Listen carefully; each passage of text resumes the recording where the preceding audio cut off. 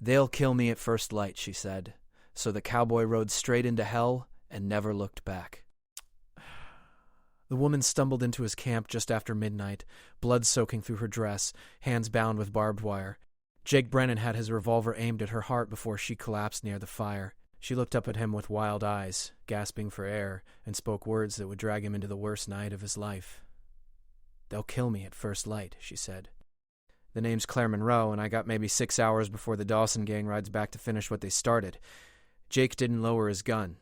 He'd been riding alone for 3 years, avoiding trouble, avoiding people, avoiding anything that resembled the man he used to be. But something in her voice cut through all that distance he'd built. She wasn't begging, she was stating a fact, like telling him the sky was black or the fire was hot. "They caught me 2 days ago outside Silver Creek," she continued, her breathing steadier now. "Killed my brother. Took his claim papers. Left me tied in an old mining shack up in the canyon. I got loose an hour ago, but they're camped between here and anywhere safe." He finally lowered the revolver, moved to cut the wire from her wrists. Her hands were torn up bad, blood dried black under the moonlight. "How many?" he asked. She met his eyes without flinching. 12 men. Maybe more. Frank Dawson leads them, and he's got a bounty hunter named Cole riding with him now. They're waiting for dawn because Frank likes his killings public, wants to make an example. Jake knew the name Frank Dawson. Everyone in 3 territories knew it. The man was a plague, killing and stealing his way across the frontier with a gang that grew larger every month. Lawmen wouldn't touch him. Towns paid him to ride through without stopping. And now this woman had escaped from him, which meant Dawson would be hunting her with every man he had. Jake stood up, looked at the darkness beyond his fire. "This is your fight, not mine," he said. But even as the words left his mouth, he knew they were hollow. Claire pushed herself to her feet, swaying but standing. "You're right," she said. "It's my fight. But I saw what you got in that saddlebag. I saw the marshal's badge. You're no regular drifter." Jake's jaw tightened. He'd kept that badge hidden for 3 years, ever since the day he'd failed to save a town from burning. Since the day he'd chosen wrong and people died because of it. "That badge don't mean nothing anymore," he told her. She smiled, and it was the saddest thing he'd ever seen. "Then I guess we're both ghosts, Cowboy. The difference is my brother's body is still warm. Those papers they took are all I got left of him. His claim, his dream, everything." She turned like she was ready to walk back into the night, back toward certain death. "I'll die trying to get them back. But at least I'll die fighting." Jake watched her take 3 steps before he cursed under his breath, kicked dirt over his fire, and started saddling his horse. "You got a gun?" he asked. She shook her head. "Can you ride?" She nodded. He pulled a spare rifle from his pack, checked the ammunition, then swung up onto his horse and offered her his hand. "We got maybe 5 hours until sunrise," he said. "That canyon you mentioned, how far?" 2 hours hard riding," she answered, taking his hand and pulling herself up behind him. "But they got men posted at both ends. It's a death trap." He spurred his horse forward into the darkness. "Then I guess we're riding straight into hell," he said. She wrapped her arms around his waist to keep from falling as the horse launched into a gallop. "Why are you doing this?" she asked over the thunder of hooves. He didn't answer right away, just rode harder, pushing through the scrub brush and rocks. Finally, as they crested a ridge and the canyon opened up before them in the moonlight, he spoke. "Because 3 years ago I didn't ride into hell when I should have. And people died. Good people.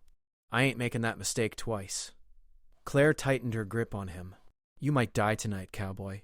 He checked his revolver, made sure every chamber was loaded. "Yeah," he said.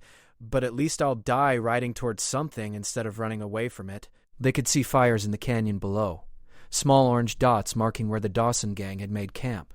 Jake counted them quickly. 8 fires, which meant Claire had been right about the numbers. Maybe more. He guided his horse down a narrow trail, moving slow now, quiet. Claire leaned close to his ear. "The shack where they kept me is on the north side," she whispered. "That's where the claim papers are. Frank keeps his important stuff there." Jake nodded, plotting the approach in his mind. They'd have to go through the camp or around it. Through meant certain detection. Around meant more time, and time was the one thing they didn't have. He chose a third option. "We're going over," he said, pointing to a rocky outcrop that hung above the camp. She looked at him like he'd lost his mind. "That's a 30-foot drop." He smiled for the first time that night. "Then we better land soft." Part 2. They left the horse tied in a grove of cottonwoods half a mile from the camp and moved on foot through the darkness. Jake carried his rifle and revolver. Claire had his spare pistol tucked in her belt, though her hands were still raw and bleeding. The rocky outcrop loomed above them, a jagged shelf of stone that jutted out over the canyon floor like a broken tooth. Jake studied it, calculating angles and distances. Below, the Dawson gang's fires burned low, men sleeping in bedrolls scattered around the flames. Guards walked a lazy perimeter, confident that no one would be stupid enough to attack them. They climbed in silence, using handholds and narrow ledges, moving like shadows against the stone. Claire's hands left blood on the rocks, but she never made a sound, never slowed down. Jake had to admire that. Most people would be crying or shaking after what she'd been through. She was just cold, focused, deadly calm. When they reached the outcrop, they lay flat on their stomachs and looked down at the camp. The shack she'd mentioned sat apart from the main group, a sagging structure of weathered wood with a single guard sitting on a barrel outside, half asleep. Jake counted men again, got a better number now, 14 that he could see. Frank Dawson would be in the largest tent near the center fire, and the bounty hunter Cole would be close by. The claim papers were in that shack, 30 feet below them, and guarded by one drowsy outlaw. Jake pulled rope from his pack, the kind he used for dragging steers. It wasn't much, maybe 20 feet, but combined with a careful drop, it might work. "You ever done anything like this before?" he asked Claire. She shook her head. "Good," he said. "Means you won't know how crazy it is." He tied one end of the rope around a solid rock formation, tested it twice, then secured the other end around his waist. "I'm going down first," he whispered. "When I'm on the roof, I'll signal. You follow." She gripped his arm. "What's the signal?" He grinned in the darkness. "I'll either wave or die. If I die, run." She didn't smile back. "I'm not running again, cowboy. Not ever." Jake lowered himself over the edge, using the rope to control his descent. The drop was worse than he'd thought, a straight fall with nothing but air and darkness below. His boots touched the shack's roof with a soft thud that sounded like thunder in his ears. He froze, watching the guard. The man stirred, looked around, then settled back against the barrel. Jake waved up at Claire. She came down the rope fast, too fast, her injured hands unable to grip properly. She dropped the last 6 feet, and Jake caught her, both of them crashing onto the roof with a crack of old wood. The guard jumped to his feet, drawing his pistol. "Who's there?" he called out. Jake and Claire lay perfectly still on the roof, barely breathing. They heard footsteps, the guard walking around the shack. Suspicious now. Then another voice from across the camp. "Everything all right, Carl?" The guard hesitated. "Thought I heard something on the roof. Probably just a coyote." The other voice laughed. "Shoot it then. Get us some breakfast." Carl walked back to his barrel, but he didn't sit down. He stood there, pistol drawn, staring up at the roof. Jake knew they had maybe seconds before the man decided to investigate. He pulled his knife, a long blade he'd carried since his martial days. Beside him, Claire was already moving, crawling toward the edge of the roof directly above the guard. Jake grabbed her ankle, tried to pull her back, but she yanked free and dropped over the edge like a falling stone. She landed on Carl's shoulders, driving him to the ground. The guard tried to yell, but she clamped her hand over his mouth, her other hand reaching for his throat. Jake dropped down beside them, his knife already moving. Carl struggled for 5 seconds before going still. They dragged his body into the shack, and Jake finally got a look at what they'd risked their lives for. The space was barely 10 feet square, filled with stolen goods, weapons, ammunition, and a desk covered in papers. Claire moved to the desk immediately, shuffling through documents with bloody fingers. "There," she said, pulling out a folded claim deed. "My brother's signature. This is it." Jake checked the door, listening for sounds of alarm. "We got it. Now we leave." But Claire was still searching, pulling open drawers, scattering papers. "What are you doing?" Jake hissed. She looked up at him with fire in her eyes. "These are other people's claims. Other people's lives. Dawson's been stealing them for months. We can't just leave them." Jake wanted to argue, wanted to grab her and run, but she was right. He helped her gather the papers, shoving them into a leather satchel they found under the desk. Then they heard voices outside, close by. Someone's checking the perimeter. The door rattled. Jake pulled Claire behind a stack of crates just as the door swung open. 2 men stepped inside, lanterns in hand. "Where's Carl?" one of them asked. The other man raised his lantern higher, and the light fell on Carl's body slumped in the corner. Jake shot the first man through the heart before he could yell. The second man got his mouth open, but Claire fired the pistol Jake had given her, catching him in the throat.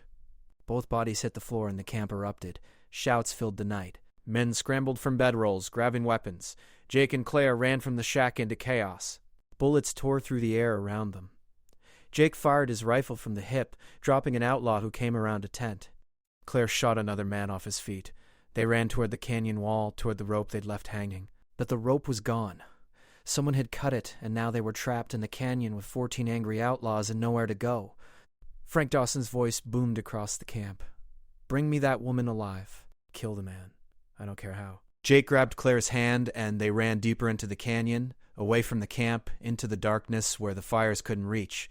Behind them, the Dawson gang mounted up, and the thunder of horses echoed off the canyon walls. They ran until their lungs burned, until their legs felt like breaking. The canyon narrowed ahead, becoming a slot between two massive walls of stone. Jake pulled Claire into the slot, and they squeezed through, the walls so close they had to turn sideways. Behind them, horses whinnied in frustration. "Too narrow," one of the outlaws yelled. They went into the slot. Frank Dawson's voice cut through the night like a blade. "Then we go around. Billy, take 6 men up the north rim. Everyone else with me on the south. We'll trap them at the other end." Jake and Claire pushed through the slot canyon, scraping skin on stone, gasping for air in the narrow space. The slot opened up after 100 yards into a small box canyon, a dead end surrounded by vertical walls on 3 sides. Claire looked around wildly.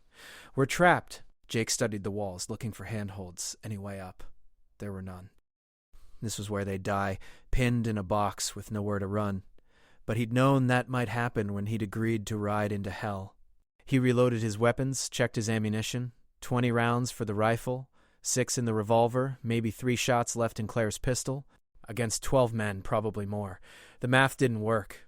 Claire stood beside him, holding the satchel with the claim papers against her chest like they were worth dying for. Maybe they were. Maybe some things were worth more than breathing. They could hear the gang now, boots on stone, voices calling out coordinates. They'd found the entrance to the box canyon. Frank Dawson appeared first, walking slow and confident, a rifle resting on his shoulder. Behind him came 11 more men, spreading out in a semicircle, blocking any escape. Dawson was a big man, thick through the chest and shoulders, with a beard that hung to his collar and eyes that held no mercy. He looked at Claire and smiled. "Well, now," he said.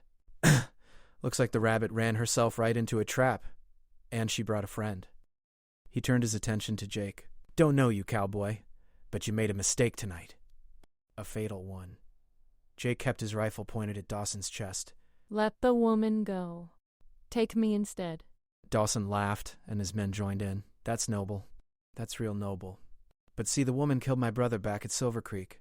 That's why we took her in the first place. This ain't about claim papers. It's about blood." Claire's face went white. "Your brother tried to force himself on me. I defended myself. That's murder where I come from," Dawson said. "And murder requires justice. My kind of justice." He raised his hand, and his men lifted their rifles. Jake had maybe 2 seconds before they all died. He did the only thing he could think of. He shot the lantern hanging from Dawson's belt. Part 3, the lantern exploded in a ball of flame that engulfed Frank Dawson and threw burning oil across 3 of his men. The canyon filled with screams and chaos as the outlaws scattered from the fire. Jake grabbed Claire and pulled her to the ground as bullets hammered the stone walls above them, ricochets singing in the darkness.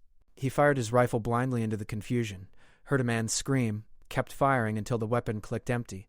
Then he drew his revolver and fired 3 more shots into the smoke and flames. Claire pulled herself up beside him, her pistol in both hands despite the pain in her torn wrists. She squeezed off 2 shots and an outlaw spun backward, clutching his leg. The fire from the lantern spread to the dry brush growing along the canyon floor, and suddenly there was light everywhere. Too much light, showing them exposed against the back wall. Jake yanked Claire to the left, where a narrow crack in the stone offered minimal cover. They pressed themselves into it as bullets chewed the rock around them. Frank Dawson emerged from the flames, his shirt smoking, his face twisted with rage. His beard was singed and one arm hung useless at his side, but he was very much alive. "Kill them both," he roared. "I don't care what I said before. Kill them both right now." 8 men remained standing, and they advanced in a line, firing methodically, boxing Jake and Claire into the crack. Jake had 4 rounds left in his revolver. Claire's pistol was empty. They were out of ammunition, out of options, and out of time. Then the shooting stopped. Not because the gang ran out of bullets, but because new gunfire erupted from above, from the canyon rim where no one should have been. Outlaws dropped as rifle shots cracked from the darkness overhead. Jake looked up and saw muzzle flashes, 5 or 6 positions scattered along the rim. The Dawson gang scattered, confused, trying to fight enemies on 2 fronts.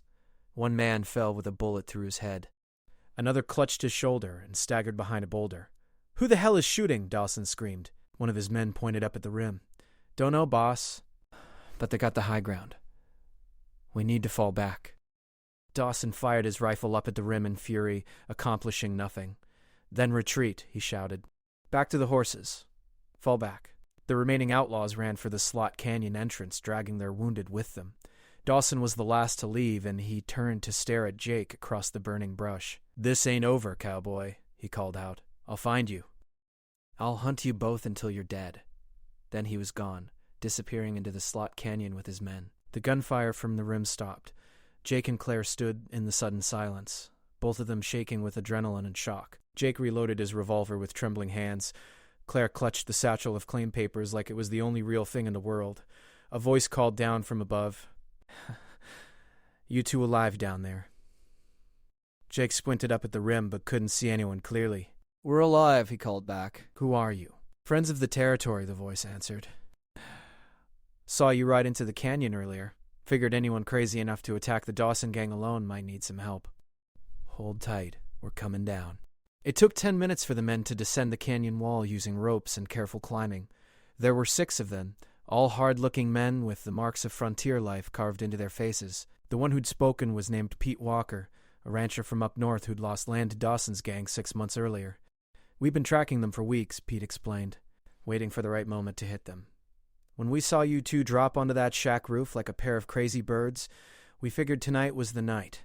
Jake shook the man's hand. "You saved our lives." Pete looked at Claire, at her torn and bloody hands, at the exhaustion in her eyes. "She your wife?" he asked. Jake started to answer, but Claire spoke first. "No," she said. "He's just a man who rode into hell because I asked him to, and he didn't look back." Pete nodded like that made perfect sense.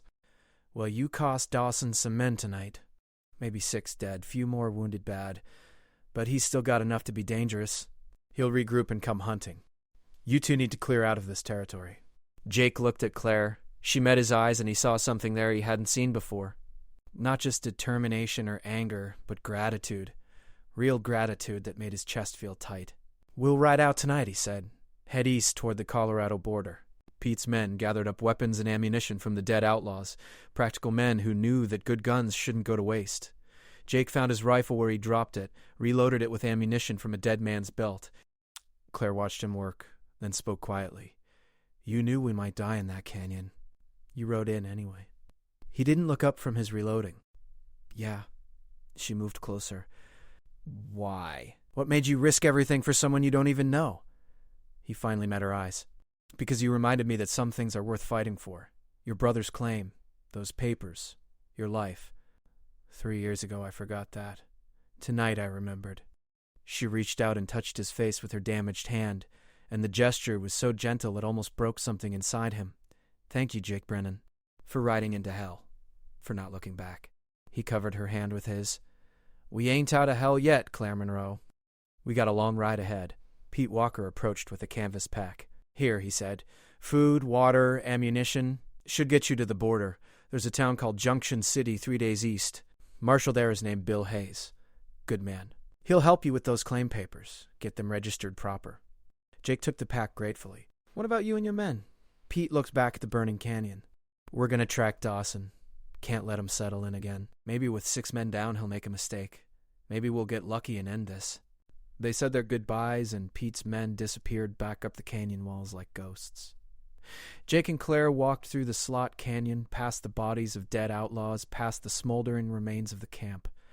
They found Jake's horse where he'd left it in the cottonwood grove, the animal nervous but unharmed. Jake swung up into the saddle and pulled Claire up behind him. She wrapped her arms around his waist and pressed her face against his back, exhausted now that the fighting was done. They rode east through the remainder of the night, putting miles between themselves and the canyon. The sun rose behind them, painting the desert in shades of red and gold. Jake pushed the horse hard, knowing that Dawson would be hunting them as soon as he regrouped. Claire dozed against his back, her breathing slow and steady. He could feel her heart beating through her ribs, feel her warmth against him, and something shifted in his chest, something he'd thought was dead. Around noon they stopped at a creek to water the horse and rest. Claire washed her hands in the cold water, hissing at the pain but cleaning the wounds as best she could. Jake tore strips from his spare shirt and wrapped her wrists carefully.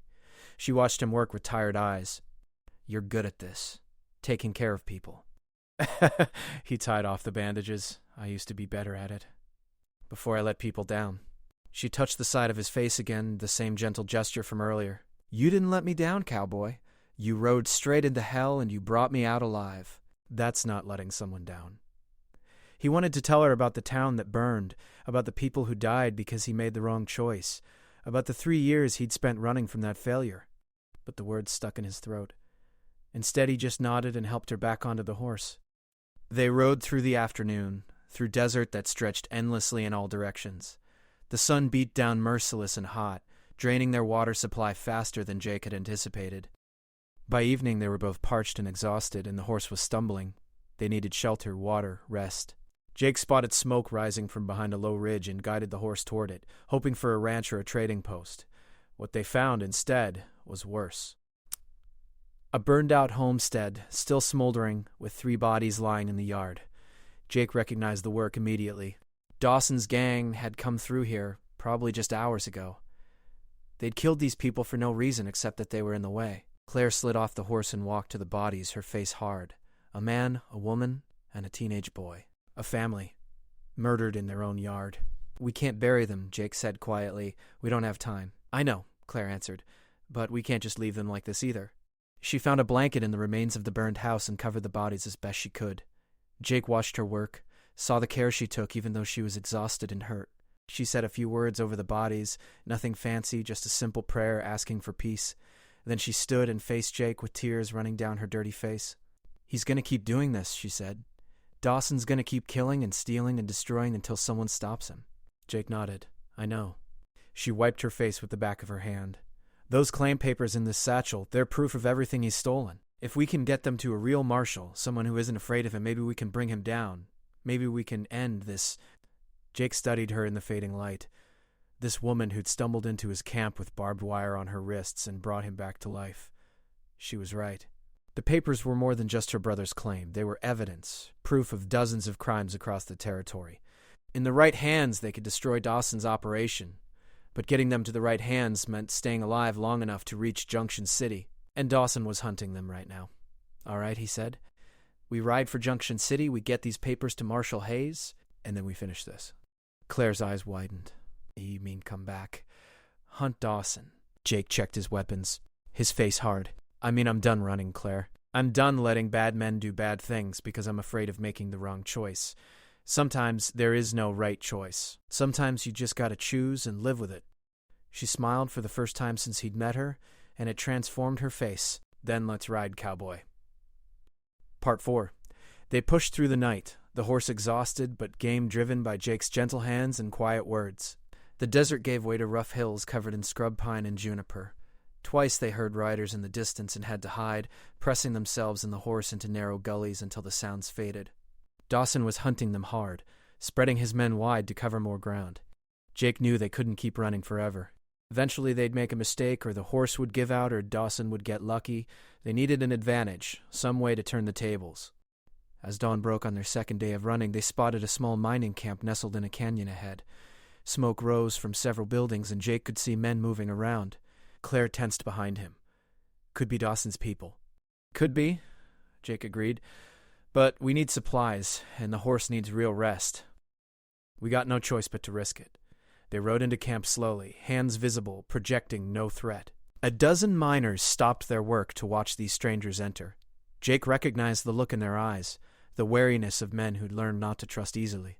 A big man with gray in his beard stepped forward, a shotgun cradled in his arms. "State your business." Jake kept his voice calm. "Looking to trade for supplies. Water, food, grain for the horse. Maybe a safe place to rest for a few hours." The big man looked them over, noting Claire's bandaged hands, their exhausted faces, the hard riding they'd obviously done. "You running from something?" Jake met his eyes directly. "From Frank Dawson and what's left of his gang. They want this woman dead, and they want these claim papers burned." The mention of Dawson's name sent a ripple through the miners. Several spat in the dirt. Others gripped their tools tighter. The big man's expression darkened. Dawson killed 3 of our men last month, took our payroll and burned our equipment shed. You say you got something he wants. Jake gestured to the satchel Claire carried. Proof of every claim he's stolen, every crime he's committed. We're taking it to Marshal Hayes in Junction City, if we make it there alive. The big man studied them for a long moment, then lowered his shotgun. Name's Dutch Miller. I run this camp. You can rest here, get what you need, but if Dawson comes calling, you fight alongside us. We won't let him take you without a fight. Jake nodded his agreement. Fair enough. Dutch led them to a small cabin where they could wash up and eat. The miners brought them bread, salted pork, coffee so strong it could strip paint. Claire devoured the food like she hadn't eaten in days, which she probably hadn't. Jake ate more slowly, his mind working through possibilities. Dutch sat with them, asking questions about Dawson's current strength, his movements, his plans. Jake answered honestly. He's down to maybe 8 or 9 men after the canyon fight, but they're all hard cases, killers every one. And Dawson himself is worth 3 regular men. He won't stop hunting us until one of us is dead. Dutch rubbed his beard thoughtfully. Junction City is 3 days' ride from here. Dawson knows the territory better than anyone. He'll figure out where you're headed and set up an ambush somewhere along the way. Jake had already considered that. You got any suggestions? Dutch pulled out a hand-drawn map and spread it on the table. There's 2 routes to Junction City. The main trail goes through broken country, lots of places for an ambush. But there's another way, through the high passes. Takes an extra day, but it's harder to predict, harder to cut off. Problem is, there's a stretch of rough terrain called Devil's Backbone. Narrow trail along a cliff edge. One wrong step and you fall 500 feet. Most folks won't risk it. Which means Dawson won't expect us to use it, Claire said. Dutch nodded. That's right, but it's dangerous, maybe more dangerous than facing Dawson head-on. Jake studied the map, tracing the route with his finger. When's the last time anyone used Devil's Backbone? Dutch considered. Maybe 6 months ago. A prospector named Sam took it to avoid some outlaws. Made it through, but said he'd never do it again. Said the trail was crumbling in places, barely wide enough for a horse. Jake looked at Claire. What do you think? She didn't hesitate. I think we didn't come this far to get shot in an ambush. If there's a hard way that keeps us alive, I'll take it. Jake respected that, her willingness to face danger rather than take the easy death. All right, then. We rest here for a few hours, then we head for Devil's Backbone. Dutch stood up. I'll have my men prepare supplies for you, and I'll send 2 riders out as decoys on the main trail. Maybe draw some of Dawson's men away from you. They slept for 3 hours in the cabin, both of them collapsing onto rough bunks and falling immediately into exhausted sleep. Jake dreamed of fire and burning towns, of the people he'd failed to save 3 years ago. He woke in a cold sweat to find Claire sitting on the edge of her bunk watching him. You were calling out in your sleep, she said, telling someone you were sorry. Jake sat up, wiping sweat from his face. Old ghosts. They don't leave you alone just because you want them to. Claire moved to sit beside him on his bunk. Tell me, what happened 3 years ago? What made you stop being a marshal? Jake wanted to deflect, to change the subject, but something in her eyes told him she deserved the truth. She'd trusted him with her life multiple times. He could trust her with this. There was a town called Red Valley, he began. Small place, maybe 200 people. I was the marshal there. Good job, good people, felt like I'd found where I belonged. He paused, the memories flooding back sharp and painful. Then a gang came through. 5 men, led by a killer named Jack Ross. They robbed the bank, shot the clerk. I tracked them to an old mine outside town where they'd holed up with hostages. 3 townspeople they'd grabbed on their way out. Claire listened without interrupting. I had a choice, Jake continued. I could wait for help, for more guns, do it safe and smart. Or I could go in alone and try to save those hostages before the gang killed them. I chose to go in alone. What happened? Claire asked quietly. I got 2 of the hostages out. But Ross saw me, and he set fire to the mine. The 3rd hostage, a woman named Anna, she was trapped in the back. I tried to reach her, but the flames were too much. I had to retreat or die. So I retreated. I chose to live instead of saving her. Jake's voice cracked. The fire spread to town.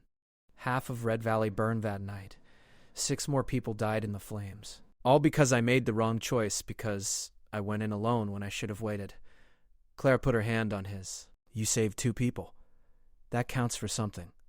Jake shook his head. It doesn't count for the ones who died. It doesn't bring Anna back, or rebuild those houses, or ease the guilt. I turned in my badge the next day and started riding. Been riding ever since, avoiding anything that looked like duty or responsibility, until you stumbled into my camp. She squeezed his hand. And you chose to ride into hell for me. Maybe that's your redemption, Jake. Maybe saving me was how you make peace with Anna. He wanted to believe that. Wanted to think one good deed could balance out his failure.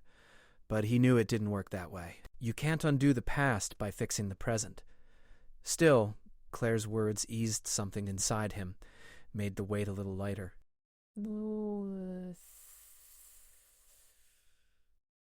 Thank you, he said, for listening. She leaned her head on his shoulder. Thank you for telling me. For trusting me with it.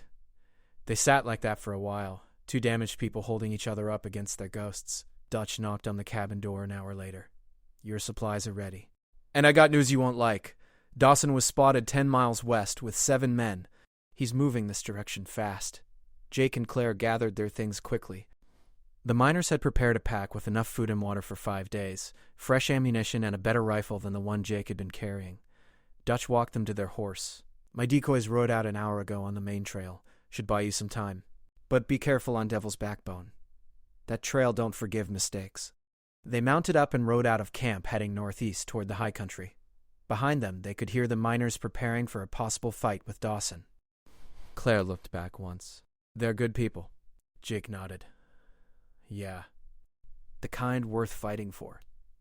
They climbed into the hills as the sun reached its peak, the air growing thinner and colder as they gained elevation. The trail narrowed and steepened, forcing them to slow down. Jake could feel the horse laboring beneath them, exhausted from 2 days of hard riding. By late afternoon, they reached the entrance to Devil's Backbone. Jake understood immediately why people avoided this route. The trail was a narrow ribbon of stone carved into the side of a cliff face, maybe 3 feet wide in places, with a sheer drop to the right that made Jake's stomach clench. Below, hundreds of feet down, he could see rocks and twisted trees marking where previous travelers had fallen. The wind howled through the pass, strong enough to push a horse off balance.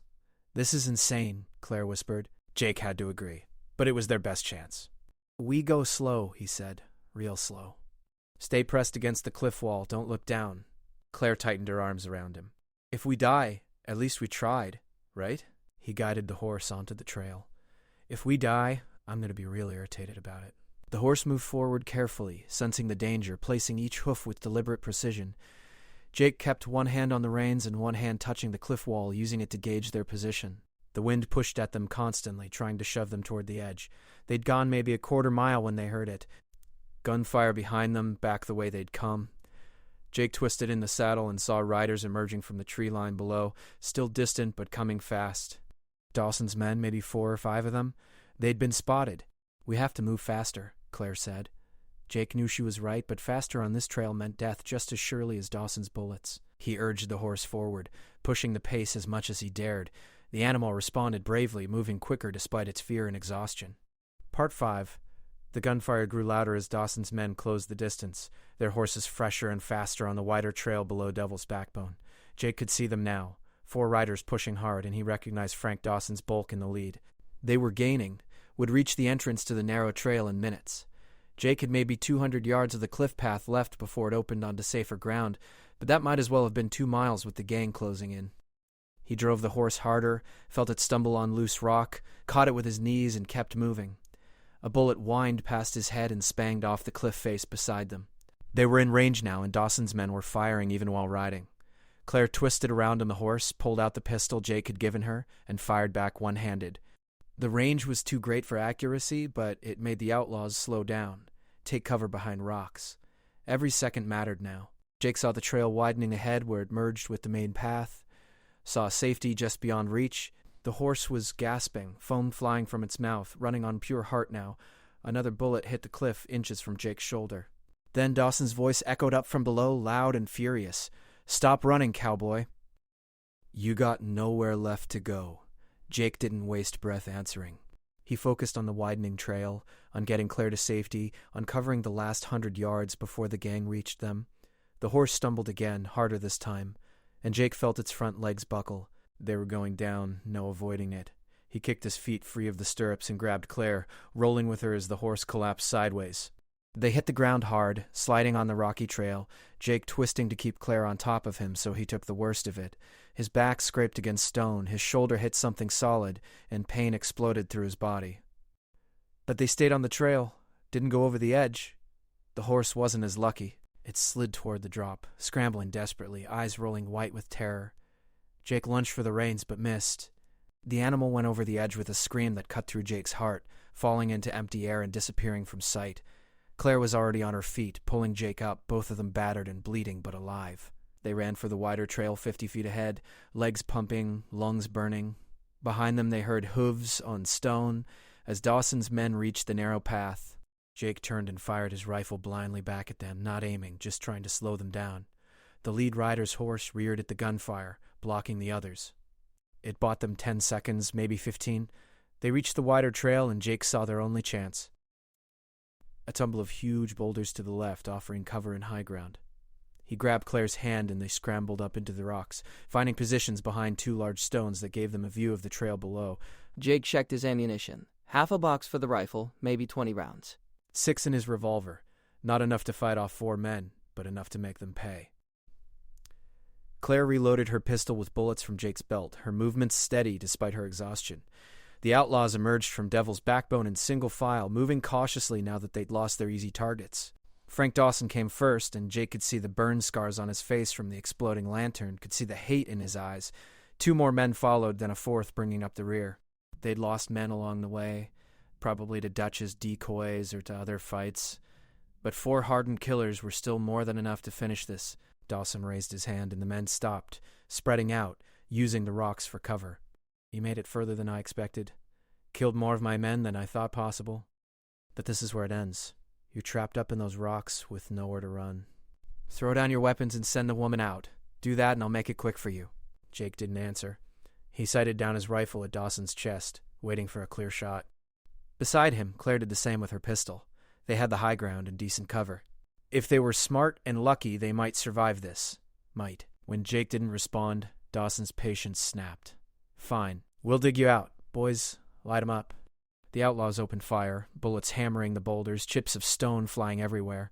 Jake and Claire pressed themselves flat, waiting for the barrage to end. When it did, Jake popped up and fired 3 quick shots. One of the outlaws screamed and fell, clutching his leg. The others scattered to better positions. Claire fired and missed, but forced another man to dive for cover. The fight settled into a grim pattern. The outlaws would fire, trying to keep Jake and Claire pinned down. Then they'd advance a few feet while reloading. Jake would pop up and shoot, sometimes hitting, sometimes missing, always driving them back a step. But it was only a matter of time before the outlaws flanked them or got close enough to rush their position. Jake knew it, Dawson knew it, probably Claire knew it too. This was just a slow death instead of a quick one. Then Jake heard something that changed everything. More gunfire, but from a different direction, from the north, back along the main trail. Dawson heard it too and turned, confused. What the hell is that? One of his men pointed. Riders coming in fast. A lot of them. Jake raised his head above the boulder and saw the most beautiful sight of his life.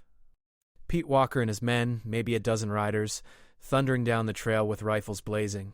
Behind them came more men, miners from Dutch's camp, armed with shotguns and fury. Dawson's face went white. Fall back, he shouted to his remaining men. Get to the horses. But Pete's men were already cutting off their retreat, blocking the trail. Dawson was trapped, caught between Jake's position above and Pete's riders below. For the first time since this whole thing started, Jake saw fear in the outlaw's eyes. Real fear, the kind that came from knowing you'd run out of options. Dawson made a desperate break for the rocks on the other side of the trail, firing as he ran. Jake stood up fully now, took careful aim with his rifle. He thought about Anna burning in that mine. Thought about Claire's murdered brother. Thought about the family lying dead in their yard, about all the people Dawson had killed or destroyed over the years. Then he thought about the choice he'd made 3 years ago, the wrong choice that had haunted him ever since.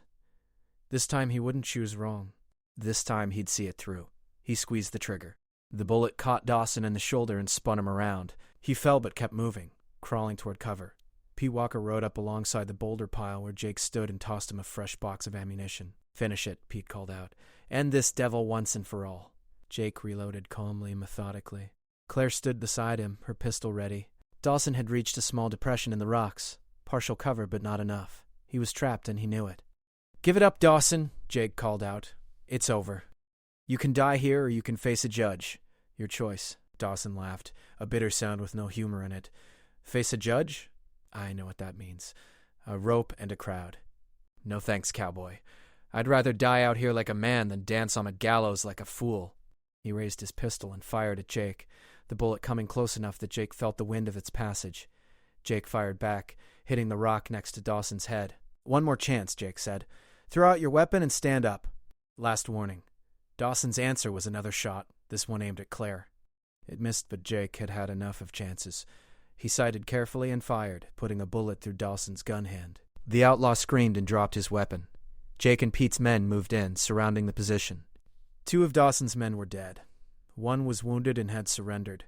The 4th had gotten away during the confusion, but 1 outlaw running scared was no longer a threat. Frank Dawson sat in the rocks, clutching his ruined hand, blood pouring between his fingers. Pete Walker dismounted and stood over the outlaw. "Frank Dawson," he said formally, "I'm arresting you for murder, theft, arson, and about 30 other crimes. You'll be transported to Junction City to stand trial." Dawson spat blood. "Trial's just a formality before the hanging." Pete nodded. "Probably, but you'll get your day in court. That's more than you gave your victims." They bound Dawson's wounds and tied him to a horse. The wounded outlaw got the same treatment. Dutcher's miners arrived and helped secure the prisoners. Jake and Claire stood apart from the others, both of them shaking now that the fight was over, the adrenaline draining away and leaving them hollow. Claire looked at the satchel she still carried, somehow miraculously undamaged through everything they'd been through. "We did it," she said quietly. "We got the papers through. We stopped him." Jake put his arm around her shoulders. "You did it. You were the one brave enough to escape, to keep fighting, to never quit. I just rode along for the excitement." She leaned into him, and he could feel her crying now, all the fear and grief and exhaustion pouring out. He held her while she shook, while she mourned her brother and everything she'd lost. Pete Walker approached them after a few minutes. "You two are something else," he said. "I've seen a lot of brave things in my time, but riding into Dawson's camp alone, fighting your way out, crossing Devil's Backbone with his gang on your heels, that's a story people will tell for years." Jake shook his head. "We just did what needed doing." Pete smiled. "That's what brave folks always say. Listen, we'll escort Dawson and his man to Junction City, make sure they face justice. You two should come with us. Marshal Hayes will want to see those papers, and you both deserve to be there when Dawson hangs." Claire pulled away from Jake, wiping her eyes. "I need to see it through. Need to know it's really over." Jake nodded his agreement. "Then we ride together, all the way to the end." The group made camp that night in a protected valley a few miles from Devil's Backbone. They built large fires and posted guards, though no one expected trouble with Dawson captured and his gang scattered. Claire sat with the other miners and ranchers, finally telling the full story of her brother's death and her capture. The men listened with respect, offering their condolences and their admiration for her courage. Dutch brought her food and fresh bandages for her hands, which were healing slowly but surely. Jake stood apart from the group, looking up at the stars and thinking about everything that had happened since Claire had stumbled into his camp 3 nights ago. It felt like 3 years. He'd ridden into hell just like she'd said, and he'd come out the other side changed. The ghosts of Red Valley would always be with him, the weight of his failures would never completely lift. But maybe Claire had been right. Maybe saving her was a kind of redemption. Maybe choosing to fight instead of run was how he made peace with the past. Pete Walker joined him at the edge of the firelight. "What will you do after Junction City?" he asked. Jake considered the question. "I don't know, maybe head back to Colorado. Maybe try to find another marshal's badge, see if I can do the job right this time. Maybe just keep riding and see where the trail takes me." Pete nodded thoughtfully. "If you're looking for work, I could use a man like you at my ranch.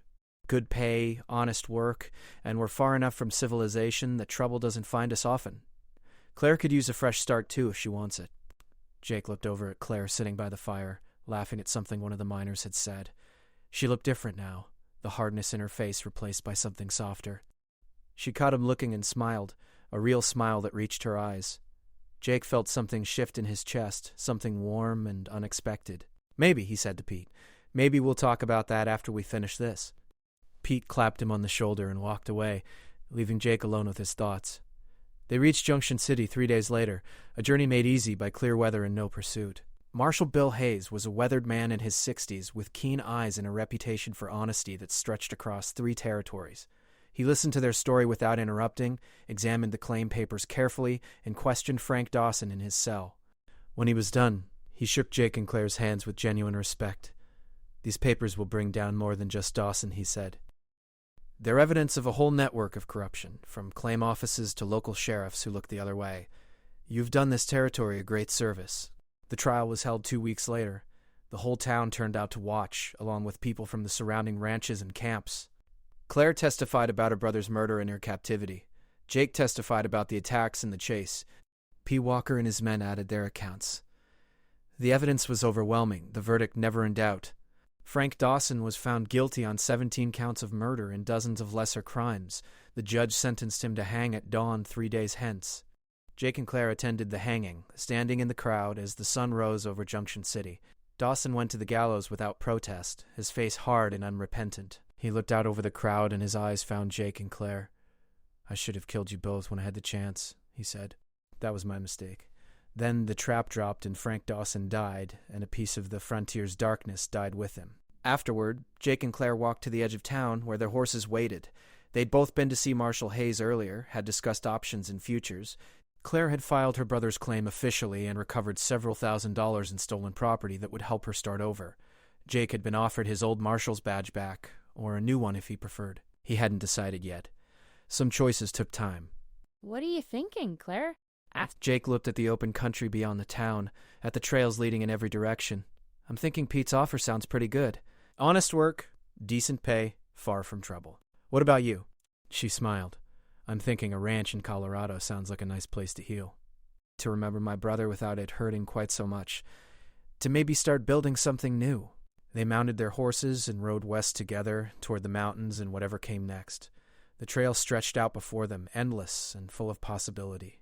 Behind them lay death and fire and pain, all the hell they'd ridden through to get here. But ahead lay something different, something worth riding toward instead of running away from. Jake looked over at Claire riding beside him, the morning sun turning her hair golden. She caught him looking and smiled, the kind of smile that promised tomorrow and all the days after that. And Jake smiled back, because sometimes riding into hell and not looking back was exactly what you needed to find your way home.